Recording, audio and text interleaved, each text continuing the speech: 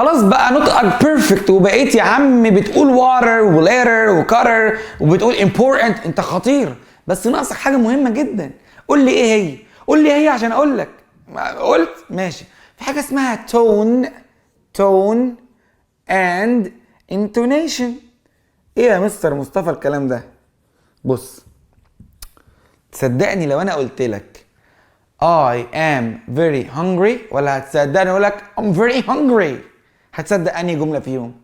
اكيد التانية عشان فيها احساس. يعني مثلا لو قلت لك هتصدقني لما بقول لك I love you ولا I really love you؟ انهي جمله اللي فيها احساس؟ هنا بنتعلم عن التون والانتونيشن. ركز معايا، هي دي التركايه.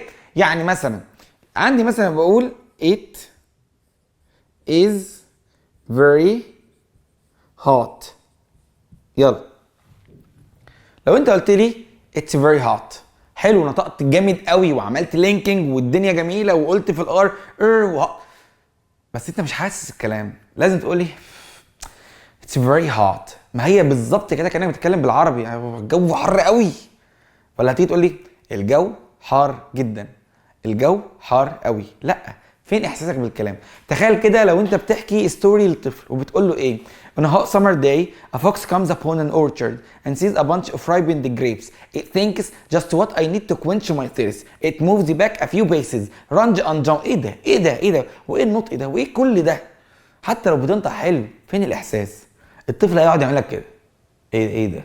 طب انا عايز بقى احس، فاقول ايه؟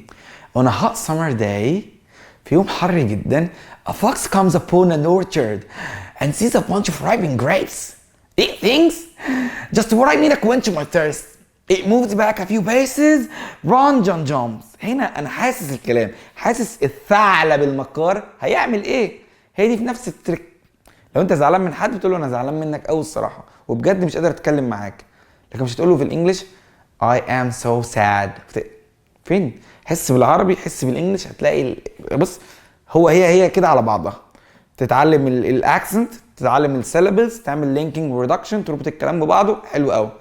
وبعدين تون اند انتونيشن، لازم تحس بالكلام، تبقى من جواك كده كانك بتتكلم عربي بالظبط، عشان تحس ان انت هنا بتتكلم شبه الامريكان بيبل، انك بتتكلم نفس اللغه بتاعتهم. ولو مش عارف تعمل ده، احنا بنقدم لك في الكورس بتاعنا ازاي تتكلم عن التون والانتونيشن واللينكينج والريدكشن والسيلابلز وكل الحاجات الحلوه دي. تقدر تبعت لنا رساله، تسيب لنا كومنت، تقول انا عايز احجز معاكم كورس الامريكان اكسنت. سلام.